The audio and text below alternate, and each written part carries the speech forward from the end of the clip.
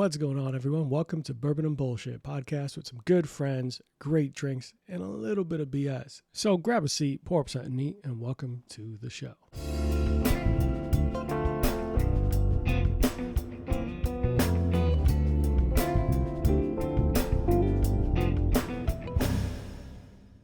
All right. So I have the privilege and honor of sitting down with Lance Winters. He is an award-winning master distiller and the part of the creative force behind St. George Spirits in Alameda, California. Known for his unconventional and innovative approach, Lance brings a deep passion for craft spirits and a background in brewing science to his work. Tonight, I have the privilege of sitting down with him at the Courtesy. So let's jump into it. Lance, how are you, man? How's everything going? I'm doing great. This is it's been a lovely day. Sort of a completing the circle for me because I went to school just outside of Winter Park in 1985.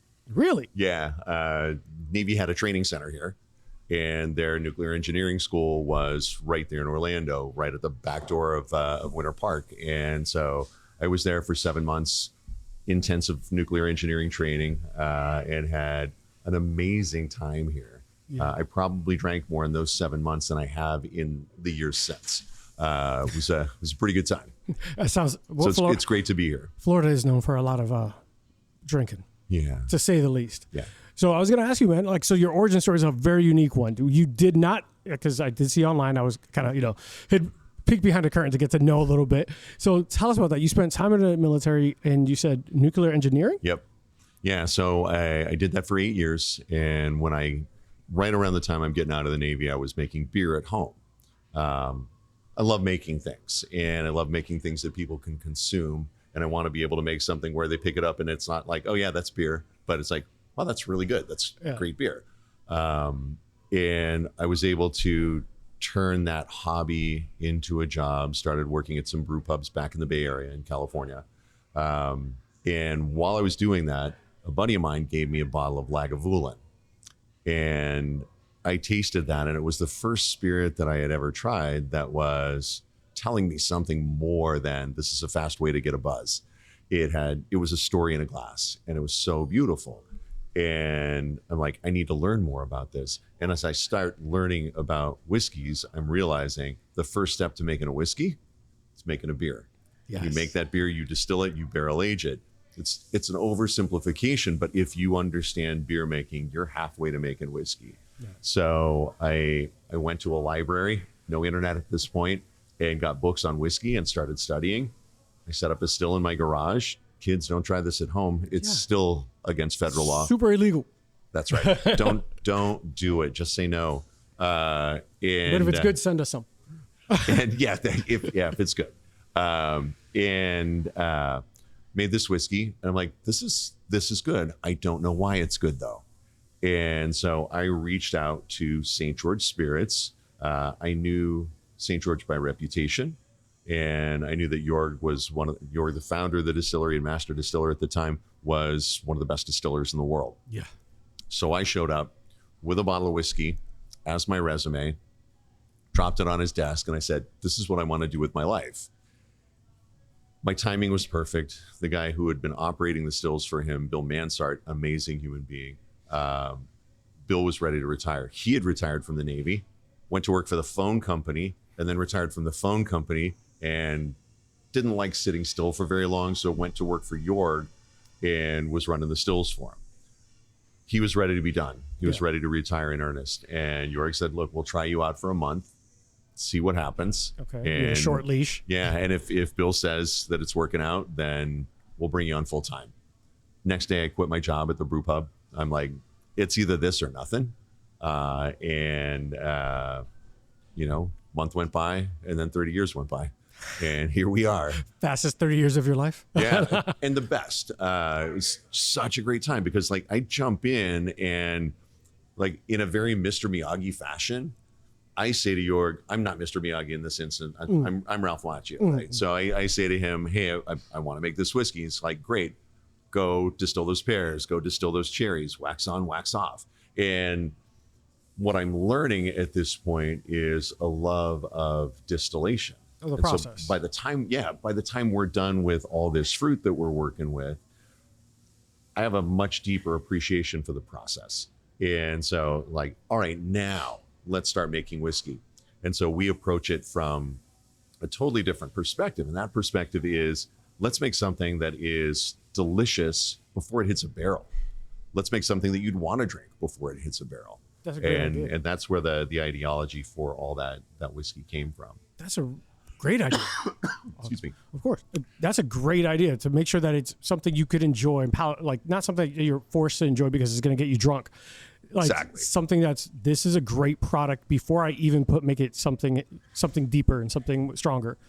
What was his reaction to when you showed up with that bottle of whiskey? Because you made it sound like you didn't show up with any pieces of paper. You just showed up, just here you go. So we popped the cork on it, poured it into a glass, and Jorg smells it, tastes it, makes this kind of non-committal poker face, and then looks at me and says, "That's inoffensive." And I'm like, that wasn't even a great guy. yeah, I'm like, fuck, this guy's hardcore.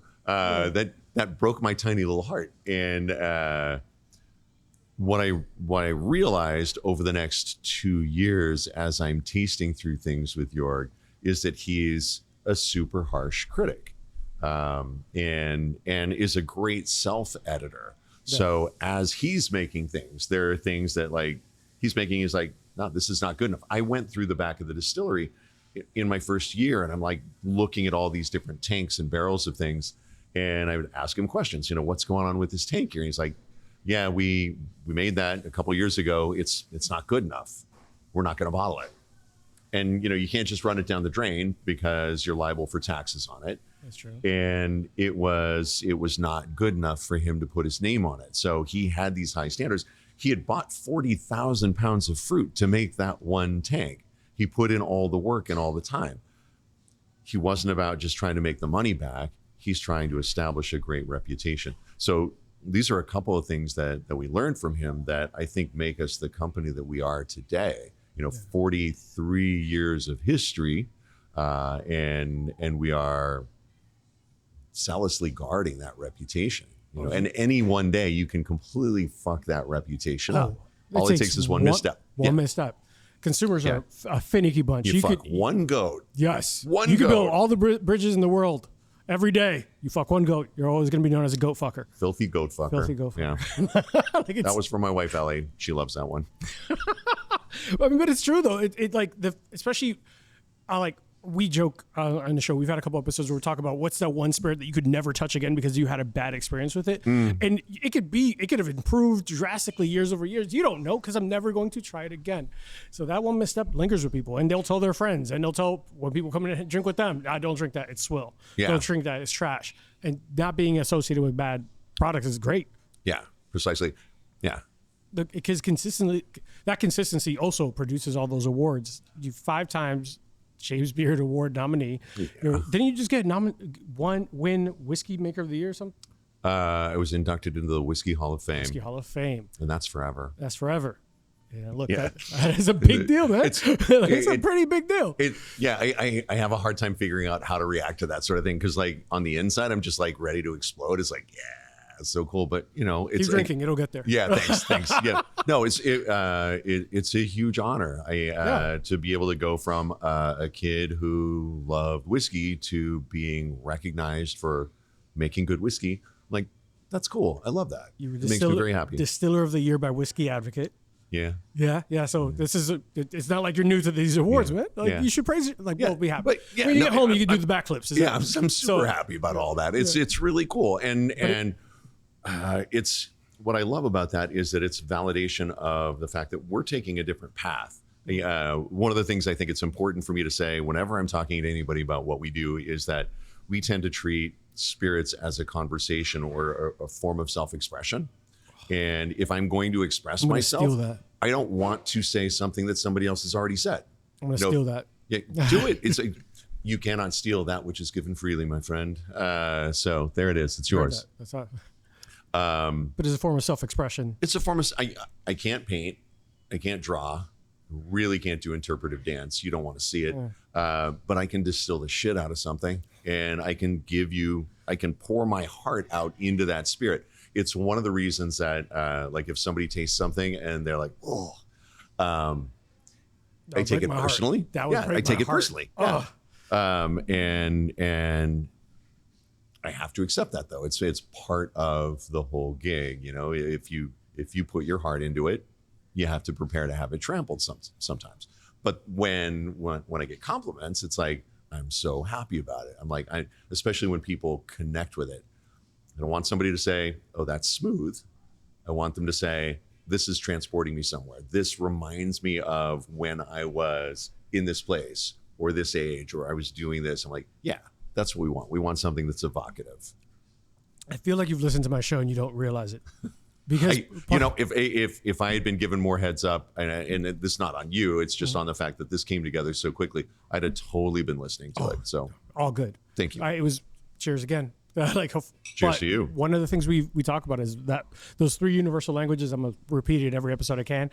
It's music, food, and spirits. Yeah. Because it always transports you to this place of happiness. It's this nostalgic feeling of, I have this memory associated with this drink. I have this night where I remember the time I had an old fashioned with my friends, and we were here at the Courtesy, or hey, I was here at Forward Slash, which makes fantastic products, and they're up the street. I was just there before I came here. Really? Yep. Oh, I love those guys, and their stuff is so good.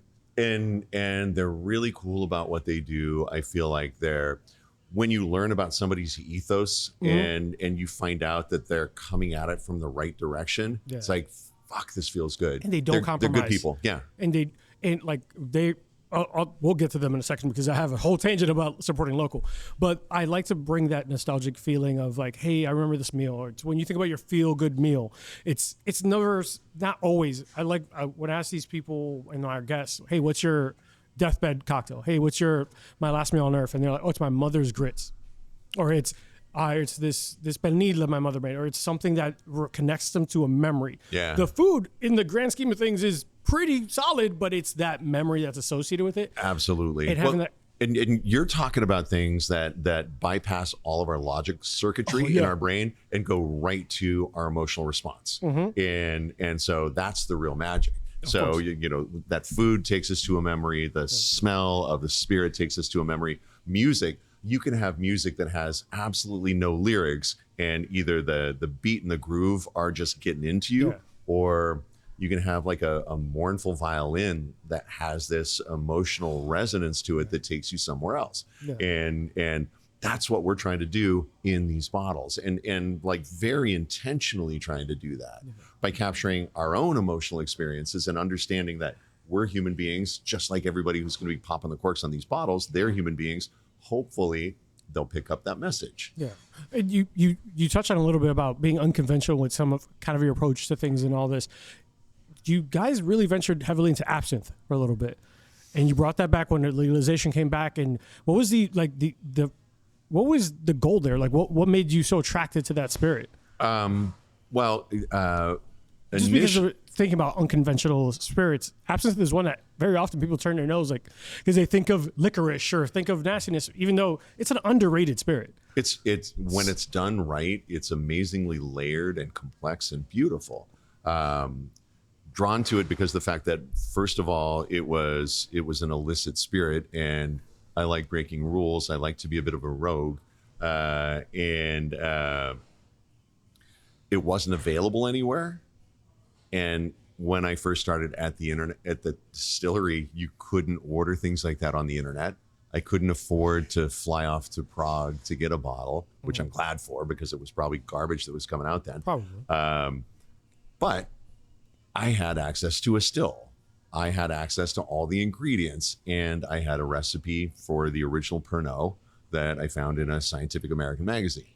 And so I'm like, I'm going to give this a try. And the first time I went straight off the recipe. If you're going to cook something at home, but you want to make it your own, you try a recipe first so that you understand the basics. It's sort of like an interpretation of, there's a Picasso quote, learn the rules like a pro so you can break them like an artist. Yes. You know that one? Yeah. It's one of my favorites. You're definitely speaking my language. Awesome. So like being able to learn that recipe the way it was done before, and then you're like, okay, I'm going to crack this. I'm going to make it mine.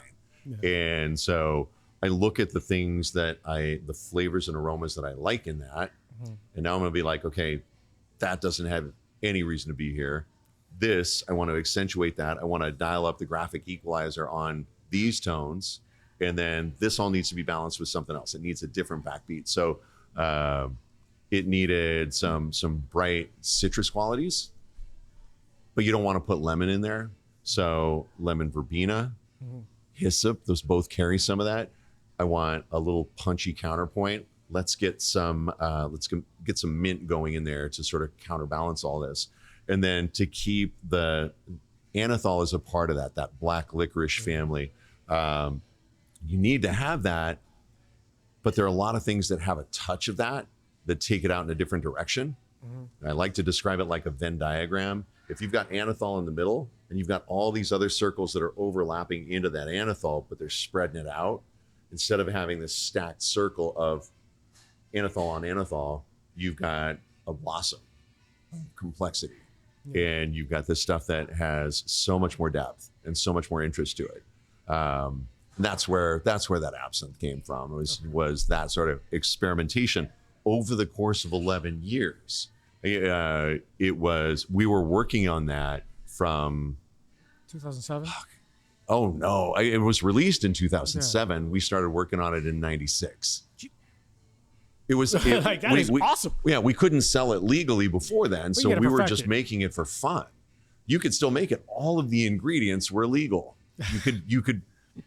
Yeah. This is the crazy shit about the laws around all these things. That's what I was about to say. Like that makes no sense. It's like the 3 ounces on the at TSA is like I could still get enough ounces if I wanted to. Yeah. 16 bottles of 3 ounces still enough. Yeah, come on. Yeah. So you can't make vermouth without wormwood. So and vermouth is regularly available in America. Yeah. So, and has been. And so like yeah. Go to Walgreens right now and buy you vermouth. Yep. So we were making this for all those years, and then when it was finally legalized, it's like, well, we've got a recipe that we love. And my initial reaction was, I'll never, ever, ever, ever make a legal absinthe. And then the next day I applied for formula approval because it's like, I realized that what I like even more than being a scoundrel distiller, I like to see people drink our stuff. I love watching their facial expression when they taste something. It's fair. So it's like, got to share this. So we did it. Awesome, man. I love that you broke the rules. I love that you did it. Yeah. Speaking of your spirits, I know that today we are here kind of prioritizing your baller whiskey. Tell me about baller whiskey and baller and it like and its unique wood finish and everything like that. Tell me about all that. So, because I know we have a very limited time with you, but still, we got all the time in the world. And gin. Yeah. But I want to know about you baller first. So many things to talk about. So baller, we've got some friends that opened a ramen shop in Oakland. Amazing. You said a ramen shop? Ramen shop. That's right. That's what I said. Okay. They were I love ramen. A group of Chez Panisse alum. So they've got that solid California cuisine background, fresh ingredient driven, with a strong connection to the farms that they're working with. They're overlaying that into the Japanese tradition of ramen, and they are making this really, really beautiful ramen. We're going in there 3 nights a week, loving this ramen, and with a rich bowl of pork broth full of noodles. The thing that you want to have with that is a really, really tasty, sharp, bright highball. We're in there. Our normal lot series whiskey is far too chocolatey to work as a balance against that. That's fair. So we're drinking Hibiki highballs, which nobody's going to shed a tear for me for having to endure Hibiki highballs. They're fucking delicious. Yeah, I'm not mad at Hibiki. But these are not Hibiki's friends. These are my friends. And so I want to have a whiskey that's good for them. So we go through all of our experimental barrels because we're always playing around with different things. Experiment. That's how you learn something new. You have to break the rules. It's how you learn something new. It's also how you keep from becoming complacent in your job. If you show up and you're pushing the same fucking button every single day, you're going to lose track of what's important and you stop giving a shit about things. Experimenting all the time keeps us honed. It keeps us in the game. So experimental barrel comes out and it's 2-row pale malted barley and Munich malt. Munich malt is a toast level of barley. So in the malting process, you're allowing the grain to germinate. and then you're drying it out. Drying it out at a relatively low temperature so that you don't destroy the enzymes that are in that grain, because that's what you're working to get. If you heat it up a little bit more, you start toasting it. There's this whole family of reactions called Maillard reactions. You familiar with the term? Kind of, give or take. Yeah. So if you've ever put a piece of bread in a toaster, you've created Maillard reactions. That changing of flavor from simple, boring ass white bread to that brilliant thing that we know as toast. Toast is top tier. That's Maillard reactions. Green coffee beans getting roasted, to become turning brown, and getting reaction. amazing Maillard reactions. Cocoa nibs being roasted, Maillard reactions. So it's a whole family of reactions creating all these amazing flavors. This is a light Maillard reaction that gives a little bit of toastiness to it. So that's our mash bill. Yeah. Fermented, distilled, run through maple charcoal. It picks up a bright, tight smoke from that charcoal. Yeah. It adds more than it takes away. 2.5 years in used bourbon cask, and then 6 months in umeshu barrels. Umeshu. That is a term that I'm very unfamiliar with. I won't Fantastic. I am here to teach you something, Please my friend. tell me. So umeshu, ume and shu. Ume is the fruit. It is it's a Japanese stone fruit that's very closely related to an apricot. Okay. And the shu part tells you that it's an alcoholic beverage. It's a liqueur that's made by infusing that ume into high proof shochu, a rice spirit, and rock sugar. That is why I've never heard of it. That's why. Yeah. But if you've been to a sushi place, they'll have umeshu. They'll call it plum wine. It's not plum. It's not wine. It's umeshu. Yeah. There you go. So off the screen for people who aren't here, my fiance is there. She loves plum wine. Yeah. We just pointed for no reason. Wait, that's your fiance? Yeah. Holy shit, man. Right? I punted my coverage by a You are lot. hung like something, I bet. I This am is crazy. just really Yeah, funny. Like, what the fuck? The longer That's you make her laugh, amazing. the more her eyes are closed and has no idea what she signed up for. She doesn't even know what you look like because you're making her laugh so much. No, one Wow. fucking clue. Nice. Holy shit. Well, hey, bravo. Nice work. I say. She left her mocktail there, but she's being a good producer. That's awesome. So that umeshu emulates in a lot of ways a sherry. Sorry. Yeah, a sherry. It's going to give you nuttiness. Okay. Sherry has nuttiness. Yeah. It comes by it from slow oxidation, some sweetness, and some acidity. Okay. And it does it in this really beautiful tropical way. It's a lot of fun. And it's a What whiskey. inspired that? Like, what inspired you to experiment? It was the ramen guys and seeing what they were doing. And Seeing what they're doing, they were so cool. Yeah. And like, I've always been like one of the nerdy kids and never been able to come on and play with the cool kids. So now I'm playing with the cool kids, and I wanna belong. I want to be able to contribute something. Yeah. And I can't contribute the dance. I can't can't make contribute ramen. the paintings. I can't make ramen. Don't let me near your kitchen. No. I'm just gonna make a mess. other than when you go to pour glasses, going Exactly. But yeah, so showing up to the party with a whiskey that works with their stuff, I was motivated to do that. And working with the umeshu. So long ass story, but we made a batch of shochu for them. Yeah. From California rice, Calrose rice, and koji, and it was really good. And we had that sitting around when another friend brought in some ume fruit, and I'm like, I've read about umeshu. Let's make a batch of umeshu, and we had that around. And one day we had the baller almost ready to bottle, and I poured some of the umeshu just on a whim into a Glencairn glass, rinsed it, emptied it out, and then poured the baller into it.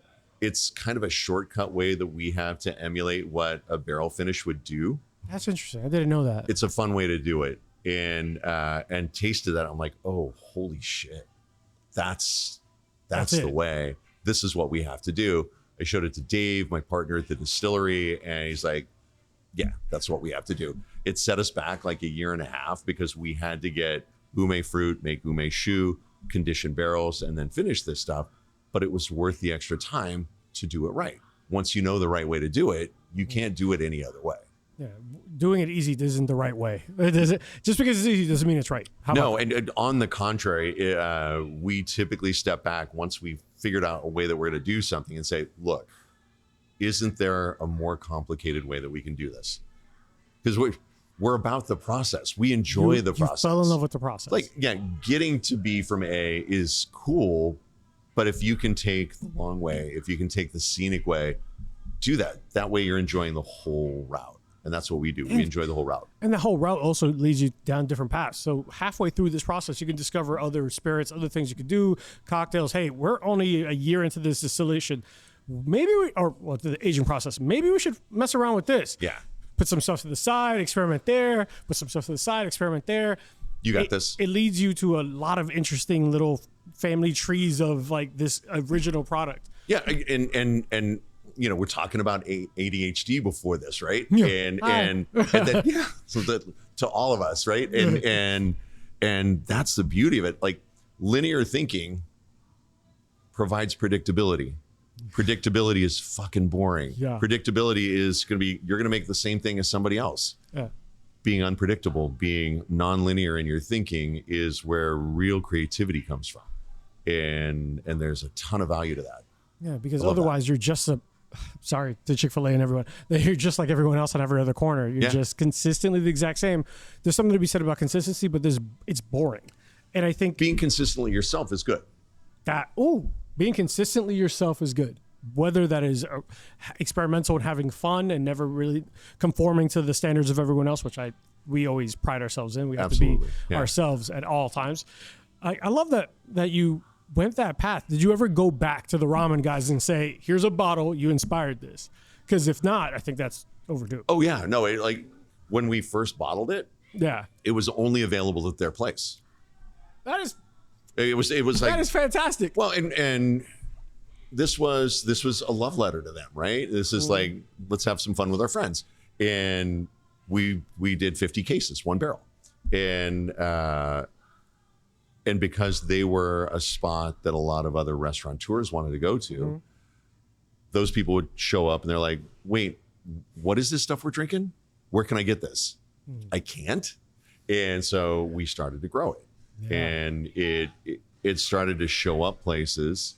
It popped into, I think it was Esquire magazine. Yeah. It was like, they had a thing that they ran that was 3 whiskeys you wish you tried before you died. I have to try this, by the way. I have it in the drink today, but hopefully I'll get buy a bottle. We'll try it neat. Yeah, let's sip on some in a minute. I'm looking forward to it. Next time Paul comes through, we'll bug him about that. But yeah, it's a super fun one. But I love the fact that this was something that was, it's just over here, and now it's massive. All over the place. Yeah. Massive. It's fun. So your love of whiskey eventually led you down this path, earlier you got excited like a kid at a candy store when I brought up gin. Yeah. I bought it. So when I told my fiance I'm going to be interviewing you today, she works with some people who are familiar with your product. Okay. And they had some questions about your gins because apparently they're massive fans. Come at me, bro. And so not too crazy. So just a couple. So she asked, George, what kind of botanicals do they use, and what kind of citrus do you use? Is it the same? Because you have 2 different runs of gin, so you have 4. Oh, well, the ones that they had available were 2. 4.5. Tell me about the 4.5. So, God, where do I start? I'm going to start with my favorite. Your favorite? That's what I want to know. The Terroir gin, the one the kid Your in the love candy store letter to one. Cali. Yeah. So, picking up my son from summer camp. Yeah. Hey, Franklin, go to bed. Shouldn't be on here, Franklin. It says explicit content. He's 26. Oh, okay. This is a long time ago. I'm picking him up from summer camp. Go to bed. Yeah. I'm fucking with him. Yeah. He'll probably reach out and say, "You go to bed, old man." So you're up past your bedtime. So I pick him up from summer camp, and the summer camp is up in the hills in the Bay Area. Beautiful July day. I'm smelling all the trees around there. I'm smelling the decomposing mulch under the trees. Smell the dust on the sun-baked trails. Yeah. You know how when you're walking on packed earth, it has a smell. I'm smelling that. I'm like, I really want to capture this. And set about to do that. So I distilled Douglas fir, coastal sage, wild fennel, California bay laurel. these are all the wild foraged, true terroir driven ingredients. And then working to build the other terroir aspects, I'm using orris root and angelica root to give that earthy forest floor. I am using wok roasted coriander in there, which reshapes the coriander aroma. Obviously, there's juniper there. It's a gin. And standard in gin. yeah, cinnamon, which fills in that great dusty sun-baked trail. When you distill cinnamon the right way, it comes through sweet and dusty. It doesn't give you fireball. It gives you sweet, dusty cinnamon. I love that it doesn't give you fireball. Yeah, thank God. And then orange peel and lemon peel for brightness. We're getting that from, there's a family down in the Central Valley, the Kirkpatricks. We've been getting citrus from them for 25 years, back from the Hangar One days. So you stayed with basically very local, very like. They're great people. They're amazing. I know that it They says inspired artisanal. one of our gins. So Okay, which one? it's the newest one, Valley Gin. I was at a celebration of life ceremony at their farm. The head of the family, John, amazing human being, passed away in 2023, and Dave and I went to their farm to celebrate his life, making cocktails for his family all day and listening to their stories about this man and his amazing life and all the amazing things that he did. It's like from a generation of giants. And afterwards we're sitting there watching the sun go down over this orchard and feeling all the feelings, right? And being like, you know how you're talking about this, like sitting around with your friends and drinking and the conversation just goes these natural directions. We're sitting there and we're like, how can we make something that really captures this moment? Valley Gin did that. So that one is a bunch of citrus from their place. It's lemon, it's lime, it's grapefruit, Valencia orange, Seville orange, bergamot. All those peels. Those peels are accentuated by the addition of nutmeg and pink peppercorn. Pink peppercorn's got this really, really cool, spicy resin quality to it. And then they harvest orange blossoms for us, which they used to do back in the Hangar days when we were getting blossoms from them to make Hangar. And we distilled that and bolstered that with distilled cucumber and fresh dill. And those give this soft base for that blossom to come up from. That's unique. It's a lot composition. of fun. And that's, we want a unique composition. We want something that is going to showcase all those ingredients in the right ways. Some of them are background singers that you don't want to recognize whose voice that is, but you want to recognize that it's elevating the other voices, the leads. And then so juniper, coriander, there's bay laurel in that. There's ginger. The ginger provides some great support for the citrus. You're doing something different with gin that a lot of people don't do, because gin is just very, for a lot of people, well, it gets a bad rap. I enjoy gin, specific gins. Yeah. But they get such a bad rap for being just tasting like grass sometimes, depending on the ones you get. But I have my brands that I've really enjoyed. I try and tell people, don't ever dismiss an entire category. 100%. I don't like mezcal. Fuck you. You haven't love tried mezcal. the right mezcal. Yeah. You need to go out and try the right. You I haven't don't met drink the right tequila one. because you had bad Jose Cuervo once. Yeah. Relax. Yeah, We'll be exactly. fine. We'll figure this out. Yeah. But, We'll get through this. Put on your big boy pants. We'll figure it out. but I do think that you're doing something very unique with your gins, especially because they're associated with the story, and you're going back to like building something around the thought process. Yeah. So I want to do my love letter to Cali. You took all the essences of California, those notes, those scents, those things you were trying to emulate and replicate into a glass, which is outstanding. So I commend you on that, because a lot of people would just say, here, this works, people will buy it and put it in something. You're taking a risk regardless, because you don't find out until the end if it's trash, and you end up with a bunch of basins of fruit and all this stuff. Yeah. So I think that's dope, man. I think it's really unique. Thanks. Like again, it's like all I can do is be me. And unapologetically. Yes, and I want to be me in all these spirits. And it it gives them a reason to exist. That's awesome, man. Yeah, if I'm just doing my version of a London Dry, I'm an Elvis impersonator, and even if I'm the best one, I'm still a knockoff. Yeah. So you're the best at pretending to be somebody else. Yeah, That doesn't make you special. I don't want to do that. Yeah. Next question from her friend was, what kind of vision for your gin? But you already discussed that. What's the perfect cocktail with these gins for you?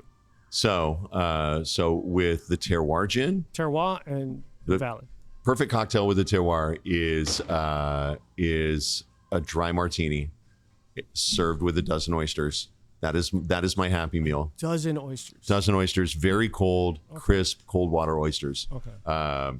With the Valley, I'm going to say that my favorite cocktail is a Vesper. Vesper is not mentioned often. Yeah, a Lillet Blanc. Mm-hmm. The Lillet Blanc gives a beautiful texture to the Valley. And then I would use our California citrus vodka as the vodka portion of that Vesper. Double down on the citrus. Call it a 00 Vesper, double orange. Double orange. And that totally flies. We have a dry rye gin that's a rye-based gin, 100% rye, unaged whiskey essentially as the base. Unique in flavor. Very unique. It's super malty. It's really big. It's very polarizing. I was about to say, does it come across a little sweet at the end? It does. Yeah, it's got that sweet malty character to it. Yeah. Absolutely. And we have to double the amount of juniper that goes into it just to be able to balance that out. I was going to ask you that because I've had those like high malt finish like whiskeys and all that, and it's could be overpowering to some. I enjoy it because it's experimental. It's different. It's not, I'm just, because I could drink the same stuff every day and it'll taste the same, but if it's going to taste like a Whooper or whatever the candy's called, I can't imagine Whooper. That's the joke I made because there's a Whooper. I think it's a Whopper, but cool. Is it a Whopper? Because I think it was a sandwich. Yeah, no, I get that. But you're talking about the malted milk balls? Yeah. Yeah, Whoppers. Whoppers, sorry, yeah, the Whoppers. It's cool. Sorry, guys, sorry. Yeah. Didn't want to confuse Katie. But that very strong flavor probably overpronounces itself with the junipers. Yeah, you need to dial everything else up just to be able to balance it out. And with that one, I would go with a Negroni. Ooh. Because it's like, as all the other Negronis, the gin is white canvas. Yeah. This is black velvet. It gives a texture to it that is so different and so good. I love that. Yeah, I love that. It's really fun. All right. Well, I got a couple more questions for you before I release you to the hounds. Keep that going. are waiting for you. So one of the things that you have been very prevalent in is your sustainability. Your distillery is very focused on the impact it's going to have. And I know that it's not necessarily what everyone's looking for when we're talking about craft cocktails and all this stuff. But I think that's unique that really says something about what you guys prioritize. Tell us about that aspect of your distilling. Why that was a big focus? Well, because we want to make sure that that the distillery has a place to operate in the future. In 20 years. Yeah, and we're all citizens of this planet. We all have to be responsible about it. I know it's an random question, but I was like, I noticed that was really something I commend you guys on as well. Yeah, thank you. Yeah, it's just important to us.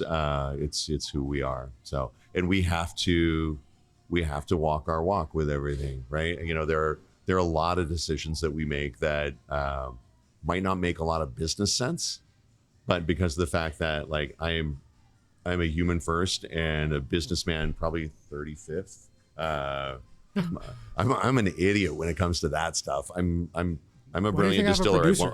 What's that? What do you think I have a producer that keeps me on track? Man, I wish I had a producer. My wife keeps me on track. She says she's a good editor in a lot of things for me. So that's perfect. Yeah. A couple of last ones is what's next for St. George Spirits? I know you have a coffee. We've got a coffee liqueur. Is it a coffee whiskey liqueur? Or no, just coffee liqueur. You have a couple of things coming up.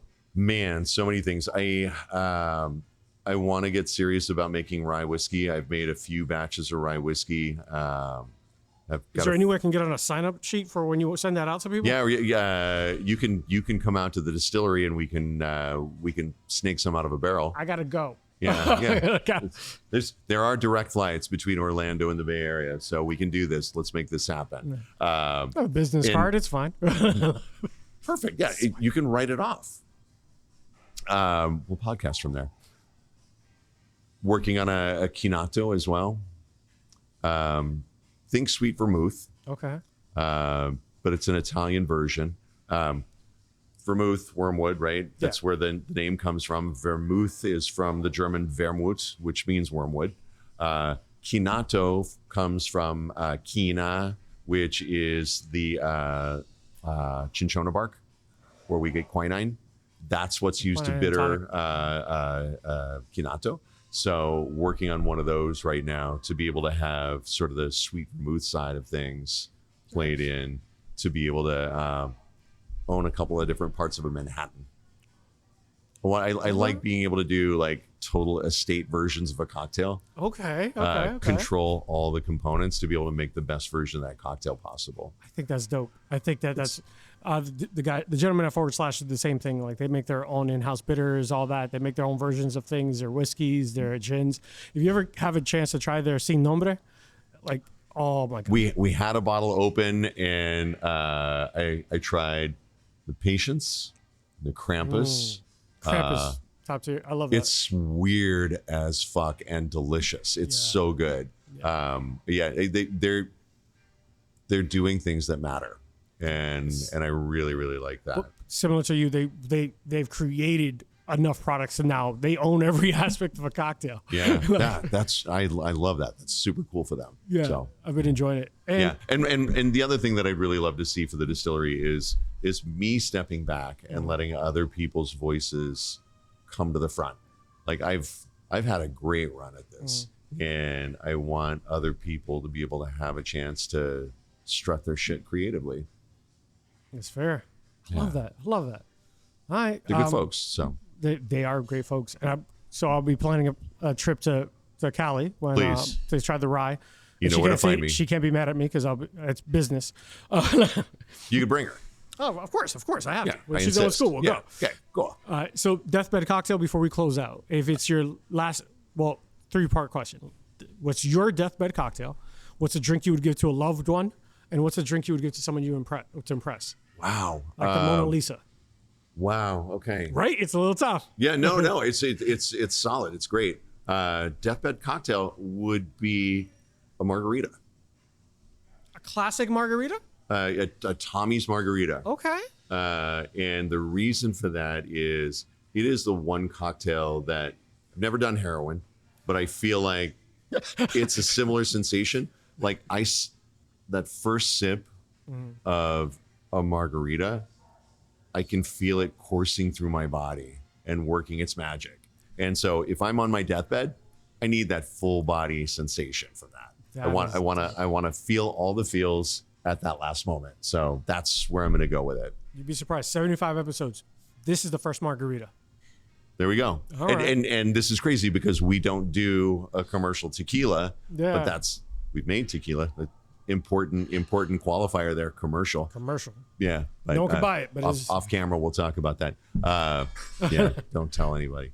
But yeah, that's where I would go. Cocktail you're making for a loved one. Cocktail I'm making for a loved one. It's something you're like, this is my. It's going to be a Negroni because the fact that I do currently own 2/3 of that Negroni, and the loved one I would be making that cocktail for is my wife Ellie, and she loves Negronis, so that's what I'd be making. I'll cut this and send it to you so you can send it to her. Awesome, thanks. I appreciate it. And the Mona Lisa, the best cocktail you've either had or. So there are a lot that I've had that I've been blown away by, but the one that always comes to mind is one that I had in New York. It was at 11 Madison Park.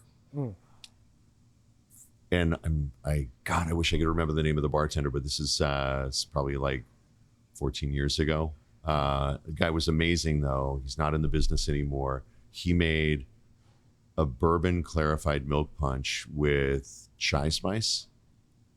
And this guy's like 22, 23 years old. He has no business understanding balancing flavors in a cocktail as well as he did at that age. Goddamn savant. Yeah, and this is fucking brilliant. That good. So brilliant. And it was the first time I'd had a perfectly executed clarified milk punch.